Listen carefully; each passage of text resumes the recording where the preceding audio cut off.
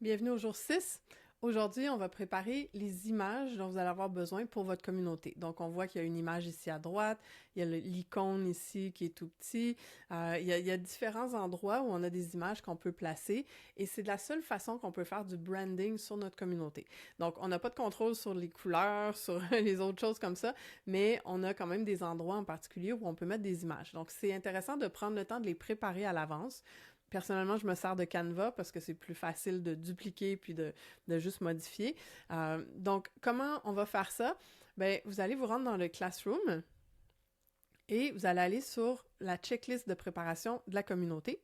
Donc, je vous ai préparé un document qui ressemble à ça ici et qui donne toutes les étapes pour lancer sa communauté. Et quand vous allez arriver aux images, vous avez un nouveau document qui s'appelle Images et qui vous donne tous les formats exacts à suivre.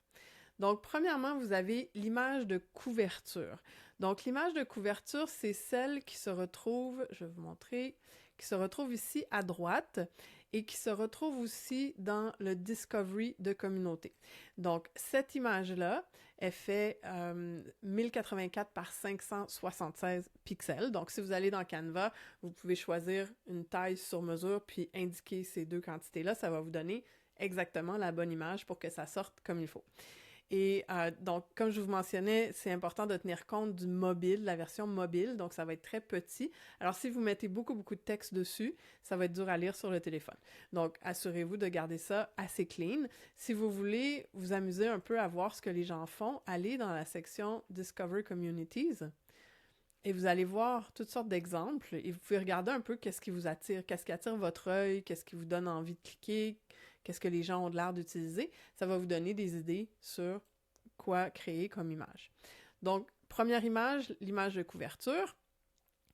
Ensuite, on a l'icône. L'icône, c'est le petit carré qu'on retrouve ici dans le... Donc, si je retourne sur la communauté, donc c'est le petit carré ici qui est évidemment minuscule. Donc, on peut pas vraiment y mettre beaucoup de texte. Moi, j'ai quand même mis le nom de la communauté, tout simplement parce que visuellement, on voit tout de suite que c'est la même chose. Mais il y a beaucoup de gens qui utilisent un symbole, un icône, un peu comme sur des applications. Donc, vous pouvez très bien faire la même chose. Mais assurez-vous que sur mobile, encore une fois, ça va être lisible. Et la taille pour cette image-là, c'est 128 pixels par 128. Ensuite, on a la page à propos qu'on a vue à l'étape précédente.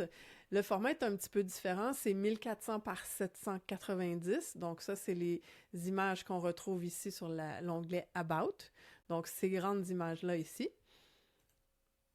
Donc, ce que je vous recommande de faire, c'est de créer votre gabarit dans Canva et après, vous pouvez dupliquer si vous avez besoin de faire plus qu'une image. Elles vont toutes être à la bonne grandeur pour la section à propos. Et ensuite, vous avez les thumbnails pour la Classroom. Donc, les modules que vous allez proposer dans l'onglet Classe, ici. Donc, ça, c'est les images pour chacun des modules.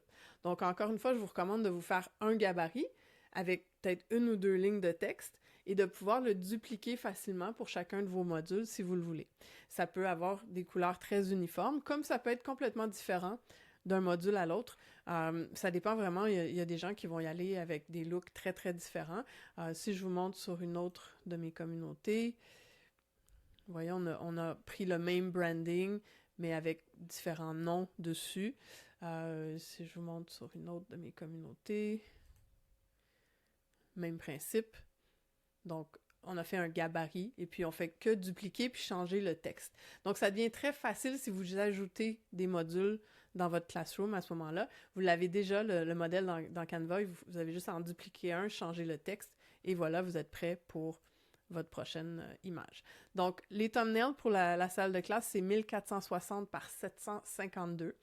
Pourquoi ils ont fait toutes des grandeurs différentes, je sais pas. Mais bon, c'est comme ça que ça fonctionne. Alors voilà, je vous donne les chiffres exacts. Et dernier endroit où vous allez avoir des images à créer, c'est pour l'onglet calendrier. Mais ça, ils sont de la même grandeur que le Classroom. Donc, si vous avez fait vos gabarits dans Canva, vous pouvez dupliquer pour le calendrier. Et ça va ressembler à quelque chose comme ça. Donc, c'est l'image qu'on trouve ici dans le calendrier quand quelqu'un veut participer à un événement. Donc, si on va voir sur School en français, dans le calendrier, Si je regarde le prochain événement ici, qui est le 18, donc, c'est un événement pour ceux qui sont membres de School Expert. Donc, vous voyez, j'ai une image tout simplement qui dit School Expert et puis là, les gens ont l'heure, le lien Zoom, etc. pour participer puis ils peuvent l'ajouter à leur calendrier. Donc, vous pouvez créer une image. C'est pas obligé d'en mettre, mais ça fait plus beau. Donc, on peut en créer une pour chacun des éléments. Donc, voilà, c'est ce que vous avez à préparer pour aujourd'hui. Vous n'êtes pas obligé de faire tous les images, mais commencez au moins par l'image de couverture, la page à propos et l'icône. Ces trois-là sont les plus importantes. Celle pour le classroom puis le calendrier, peut-être que ça viendra plus tard dans le développement de votre communauté. Donc, vous pouvez attendre un petit peu plus loin pour le faire si vous voulez. Mais je vous invite à préparer tout ça quand même avant de commencer votre communauté. Comme ça va aller plus vite pour mettre tout ça en place.